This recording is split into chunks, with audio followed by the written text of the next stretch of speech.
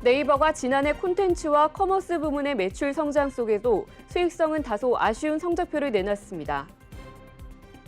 삼성 디스플레이가 지난해 6조 원에 육박하는 영업이익을 올리며 역대급 실적을 달성했습니다. 동부건설이 약 4개월간 이어져 온 레고랜드 기반 공사의 준공 미수금 전액을 받아 자금 부담과 유동성 리스크를 해소했습니다. 정부의 방침으로 현대자동차의 아이오닉5가 벤츠, BMW 등 수입차 업체의 전기차보다 최대 100만 원가량 보조금을 더 받을 것으로 보입니다.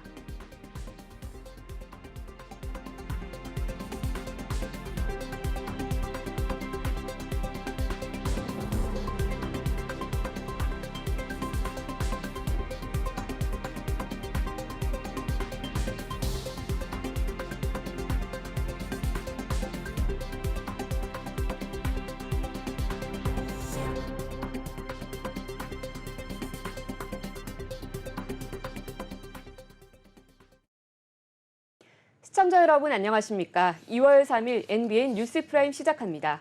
먼저 첫 번째 소식은 취재 기자와 함께 다양한 경제 이슈를 짚어보는 프라임 이슈 시간입니다. 김보겸 기자와 함께하겠습니다. 어서 오세요. 네, 안녕하세요. 네, 앞서 전해드린 대로 네이버가 지난해 콘텐츠와 커머스 부문의 매출 성장 속에도 수익성은 다소 아쉬운 성적표를 내놨습니다. 특히 영업이익이 5년 만에 처음으로 감소를 했다고요. 네, 3일 네이버는 작년 한 해 연결 기준으로 매출은 8조 2,201억 원, 영업이익은 1조 3,047억 원을 기록한 것으로 잠정 집계됐다고 공식했습니다. 전년 대비 매출은 20.6% 증가했지만 영업이익은 1.6% 감소한 건데요. 거기에 더해 지난해 당기 순이익은 6,640억 원으로 96% 감소했습니다.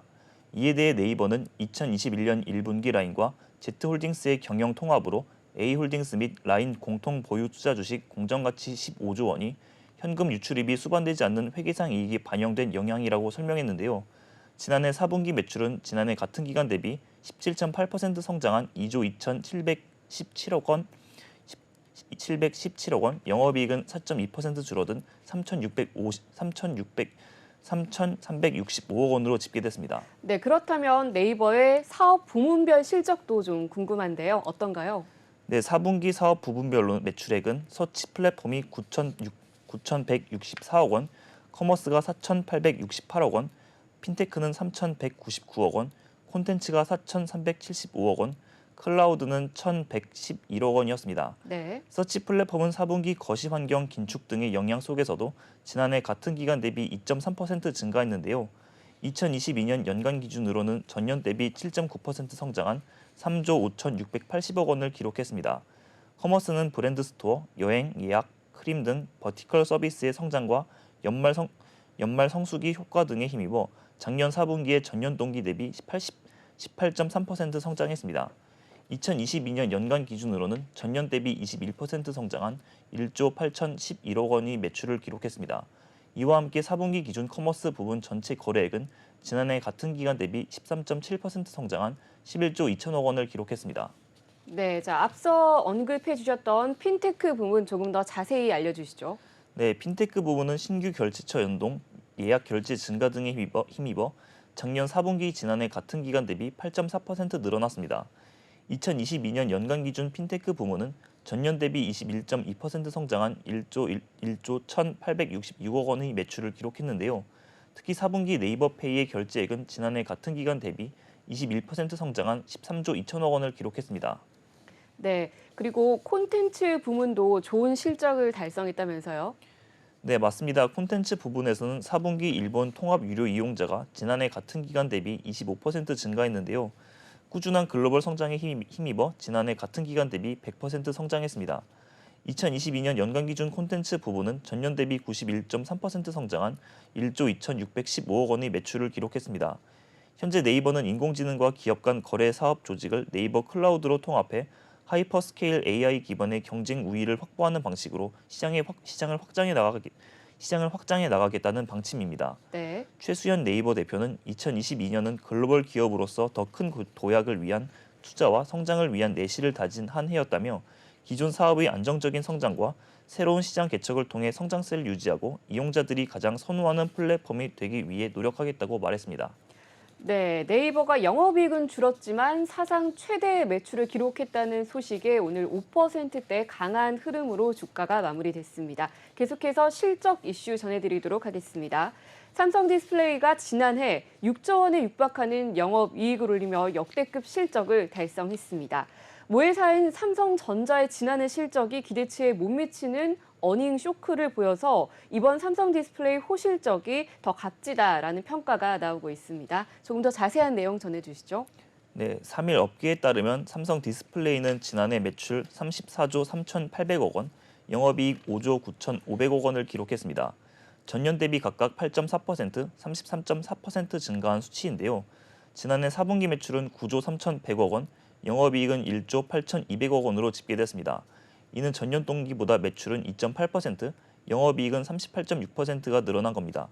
삼성 디스플레이는 삼성전자가 보유한 지분이 84.8%에 달하는 삼성전자 자회사로 삼성전자 연결 기준 실적에 포함되는데요. 네. 삼성전자는 연결 기준 지난해 4분기 매출 70조 4,646억 원, 영업이익 4조 3,061억 원을 기록해 전년 대비 각각 8%, 69% 감소했었죠. 연간 영업이익도 전년 51조 6,339억 원 대비 16% 감소한 43조 3,766억 원에 그쳤습니다. 네, 자 그렇다면 삼성 디스플레이 이번 역대급 실적 무려 6조 원에 육박하는 영업이익을 올린 건데 비결이 뭔지 궁금합니다. 네, 삼성 디스플레이 관계자는 경기 침체 지속에 따른 소비 심리 위축으로 전년보다 중소형 시장 수요가 감소했지만 하이엔드 스마트폰용 올레드 중심의 운영으로 더 견조한 실적을 달성했다고 밝혔습니다. 또 업계에서는 선제적인 LCD 출구 전략도 삼성 디스플레이의 사상 최대 실적을 견인했다는 분석을 내놨는데요. LCD 사업의 경우 과거 한국 업체들이 전 세계를 호령했지만 2017년 이후 중국 디스플레이 업체들이 거센 추격을 받았습니다. 중국 업체들은 기술은 물론 정부의 막대한 보조금 지원을 받으며 가격 측면에서 한국 업체들을 따돌린 바 있는데요. 이에 한국 업체들은 오랜 기간 중국산 공세로 LCD 사업의 출구 전략을 마련해야 했습니다. 삼성 디스플레이는 수익성이 떨어진 LCD 사업을 일찌감치 정리하며 지난해 6월 LCD 패널 생산을 완전히 손 떼버렸습니다. 이는 지난해 2조 원 이상의 영업 적자를 기록한 LG 디스플레이와 비교되는 대목인데요. LG 디스플레이는 지난해 매출 26조 1,518억 원, 영업 손실 2조 850억 원을 기록하며 전년 2조 2,306억 원 흑자에서 적자로 돌아선 바 있습니다. 네, 자 같은 업종의 LG 디스플레이와 아주 비교되는 호실적을 기록한 것 같은데요. 말씀하신 LCD 출고 전략뿐만 아니라 또 애플과 삼성전자 같은 이런 우량 고객사 덕분이 아닐까 이런 얘기도 있더라고요. 어떤가요? 네, 맞습니다. 업계에서는 삼성 디스플레이가 올해 아이폰 14 프로 패널의 70% 이상을 공급한 것으로 추정하고 있는데요. 삼성전자 역시 경기 침체 속 스마트폰 수요 감소로 판매가 다소 부진했지만 플래그십 제품 중심 판매로 견고한 실적을 올렸습니다. 네, 계속해서 건설업계 소식 추가로 살펴보도록 하겠습니다. 동부건설이 약 4개월간 이어져 온 레고랜드 기반공사의 준공대금 수령 문제를 드디어 해결했습니다. 강원도 중도개발공사로부터 레고랜드 준공 미수금 전액을 받아서 자금 부담 및 유동성 리스크도 해결하게 됐다는 좀 다행인 소식이네요. 네, 동부건설은 지난달 31일 강원도 중도개발공사로부터 레고랜드 조성 기반 시설공사의 준공 대금인 미수금 135억 8,100만 원을 전액 수령했다고 이날 밝혔습니다. 네. 미수금은 공사 진행에 따른 비용을 청구했음에도 받지 못한 돈인데요. 동부건설이 이번에 받은 미수금의 당초 지급 기한은 지난해 10월 10일이었습니다. 이로써 동부건설은 약 4개월간 이어져 온 레고랜드 기반 공사의 준공 대금 수령 문제를 해결하고 이에 따른 자금 부담 및 유동성 리스크에도 해소하게 됐습니다. 네, 자 그렇다면 이번에 받은 약 135억 원 가량의 미수금 자본은 앞으로 어디에 사용될 예정인가요? 네, 이번에 수령한 미수금은 협력업체의 공사대금 및 동부건설의 유동자금으로 활용될 예정인데요. 동부건설은 레고랜드 공사에 따른 준공대금을 받지 못했음에도 불구하고 경영난을 겪고 있는 협력업체에 우선적으로 하도급 대급을 선지급함으로써 피해를 최소화해 노력해온 것으로 알려졌습니다. 이와 함께 강원중도개발공사 및 강원도와의 적극적인 소통과 협의를 통해 사태 해결에 앞장섰습니다. 동부건설 관계자는 강원중도개발공사와의 신뢰를 바탕으로 한 적극적인 노력이 이번 미수금 회수로 이어진 것 같아 매우 기쁘다며 협력업체의 경영난 해소 및 동부건설의 자금 유동성에도 개선 효과가 기대된다고 말했습니다. 네, 자, 이번 미수금을 받으면서 이렇게 협력 업체까지도 자금줄에 숨통이 트이는 다행스러운 소식이었습니다. 계속해서 자동차 업계 소식 짚어보겠습니다. 올해부터 국산 전기차가 수입 전기차보다 최대 136만 원의 보조금을 더 받게 된다는 소식입니다. 정비 시설에 따라 보조금을 차등 지급하기로 하면서 전국에 직영 AS 센터를 보유한 국산차가 혜택을 받기 때문이라고 하는데요. 조금 더 자세한 내용 전해주시죠. 네, 이일 산업통상자원부, 환경부, 기획지정부는 2023년 전기차 구매보조금 개편 방안을 발표했습니다. 이에 따르면 5,700만 원 미만 전기 승용차는 보조금을 전액 받는데요. 물가 상승을 반영해 5,500만 원 미만에서 기준선을 높였습니다. 5,700만 원 이상, 8,500만 원 이하에는 보조금이 50%만 지급됩니다. 8,500만 원 이상에는 보조금이 없을 예정인데요. 전기 승용차는 한 대당 최대 680만 원까지 보조금이 나옵니다. 네, 그리고 올해부터 사후 관리 체계 평가 항목이 신설됐다고 하더라고요. 맞나요?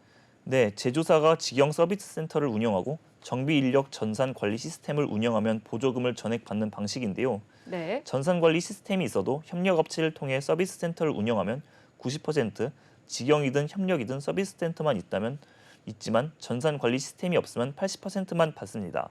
이에 따라 협력업체를 통해 서비스 센터를 운영하는 대다수 수입차는 최대 136만 원의 보조금을 덜 받게 되는 겁니다. 한편 전기버스 등 전기승합차 보조금 상한선은 대형 7천만 원, 중형 5천만 원으로 유지했습니다. 대신 에너지 밀도 항목을 신설해 보조금을 차등 지급하기로 했는데요. 에너지 밀도가 500와트 이상이면 성능 보조금이 100% 지원됩니다. 500와트 미만 450와트 이상이면 90%, 450와트 미만 400와트 이상이면 80%, 400와트 미만이면 70%만 지급되는데요. 에너지 밀도가 400와트 미만인 배터리를 주로 장착한 중국산 버스의 경우 2천만 원가량의 보조금을 받지 못할 수 있습니다. 네, 알겠습니다. 계속해서 건설업계 소식 살펴보겠습니다. 대우건설이 지난해에 이어 나이지리아 카두나 정유시설 긴급 보수공사 수주를 따냈습니다. 올해 첫 마수거리 해외 사업 수주인 것 같은데요. 규모가 어느 정도나 되나요? 네, 대우건설은 이번 나이지리아에서 약 7,300억 원 규모의 정유시설 보수공사를 따내며 올해 마수거리 해외 수주에 성공했습니다. 이날 계약 체결식에는 김영채 주 나이지리아 대사, 조승일 대우건설 플랜트 사업 본부장과 대우건설 나이지리아 법인장, 멜레 카야리 CEO, 무스타파 수건건 대표이사, 아데 예미 아데툰지 석유화학 부문장 등 관계자들이 참석했는데요. 이번 사업은 나이지리아 수도 아부자에서 북쪽으로 160km 떨어진 카두나 지역에 위치한 기존 카두나 정유시설을 긴급 보수하는 공사로 대우건설은 수의계약으로 수주했으며 석유 제품 생산을 위한 시운전 단계까지 단독으로 수행할 예정입니다. 네, 그렇다면 전체 공사 금액은 어느 정도나 되나요? 네, 전체 공사 금액은 약 5억 8,918만 달러로 한화 약 7,255억 원 규모로 공사 기간은 착공일로부터 21개월입니다. 이 중 전체 3개 공정 중 패키지 2일 공사 기간은 확정됐으나 패키지 3 공사는 향후 발주처와 협의와 승인을 거쳐 진행될 예정인데요. 카두나 정유시설은 1983년 일본 차요다가 준공한 일산 11만 배럴 규모의 공장으로 NNPC 측은 빠른 시일 내에 노후화한 정유시설 보수와 시운전을 완료를 기대하고 있습니다. 나이지리아는 아프리카 최대 산유국이지만 정유시설 노후화로 인한 낮은 가동률로 휘발유를 비롯한 연료 대부분을 수입에 의존하고 있고 최근 석유 제품 수입 가격 폭등과 유가 보조금 지급에 따른 나이지리아 정부 재정 부담이 커지는 상황이란 게 대우건설의 설명입니다. 회사 측은 다수의 프로젝트를 성공적으로 수행한 경험과 인물적 자원을 보유하고 있어 빠른 사업 진행을 원하는 발주처와의 이해관계가 부합해 이번 공사를 수의 계약을 수주할 수 있었다고 말했습니다. 네, 자, 대우건설의 7,300억 원 규모의 해외 수주 소식 전해드렸습니다. 계속해서 LG U+ 소식 살펴보겠습니다.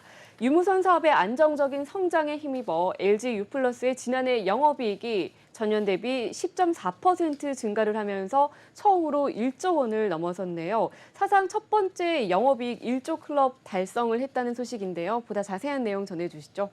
네, 이날 LG U+는 지난해 연결 기준 매출 13조 9,060억 원, 단말기 판매를 제외한 서비스 매출 11조 4,106억 원으로 전년 대비 각각 0.4%, 3.1% 증가했다고 공시했습니다.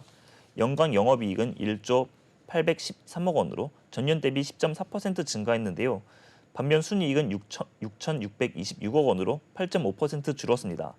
지난해 4분기 매출은 3조 6,106억 원이었고 영업이익은 2,866억 원으로 전년 동기보다 81.1% 늘어났는데요. 해당 분기 순이익은 1,594억 원으로 집계됐습니다. 네, 그렇다면 부문별로 조금 더 자세한 수치 살펴보도록 할 텐데요. 먼저 모바일 분야 매출은 어느 정도였나요? 네, 연간 매출 중 모바일 매출은 전년 대비 2.1% 증가한 6조 1,832억 원으로 이었습니다. 모바일 매출에서 접속 수익을 제외하고 모바일 통화료와 데이터 요금 등으로 산정한 무선 서비스 매출은 5조 8,309억 원으로 2.4% 늘었는데요. 네. LG U+는 지난해 모바일 가입자가 1,989만 6천 명으로 10.6% 증가했다며 이동통신 사업과 알뜰폰 가입자 증가와 5G 가입자 32.1% 증가, 해지율 하락 등 질적 개선이 모바일 수익 성장을 견인했다고 분석했습니다. 네, 모바일 분야는 전년 대비 2.1%가 증가한 거네요. 그렇다면 기업 인프라 부문 매출은 어떻게 되나요? 네, 기업 인프라 부문 매출은 전년 대비 6.1% 증가한 1조 5,837억 원을 기록했습니다. 특히 중소기업 전용 서비스 등이 성과를 내면서 솔루션 사업 매출 증가율이 전년 대비 7.3% 증가한 건데요. 반면 연간 기준 마케팅 비용은 전년 대비 0.4% 감소한 2조 2,766억 원이었고 서비스 수익 대비 마케팅 비용 비중은 21.6%로 전년 대비 0.8포인트 감소했습니다. 네. 여명희 LG U+ 최고 재무 책임자는 기존 사업과 신사업의 경쟁력을 강화하고 비용 효율화를 도모하면서 안정적인 성장을 이뤄가고 있다며 올해도 수익 성장과 더불어 시장 환경에 유연하게 대응할 것이라고 말했습니다. 네. 자, LG U+가 사상 처음으로 영업이익 1조 클럽을 달성했다는 소식 전해드렸습니다. 계속해서 항공업계 소식도 살펴보겠습니다. 2020년 아시아나항공 하청업체가 코로나19 경영난을 이유로 직원을 해고한 일이 있었는데요. 이번에 대법원이 아시아나항공의 이 같은 행동이 부당하다라고 판결을 했다고 하는데 어떻게 된 일인가요? 네, 이날 법조계에 따르면 대법원 2부는 아시아나 KO가 중앙노동위원회를 상대로 낸 부당해고 구제 재심 판정 취소 소송에서 중앙노동위원회에 손을 들어준 원심 판결을 전날 확정했습니다.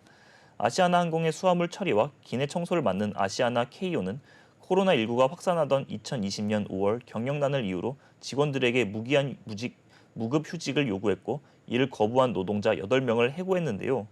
이에 해고 노동자들의 구제 신청을 받은 지방노동위원회와 중앙노동위원회는 잇따라 부당해고 판정을 내렸습니다.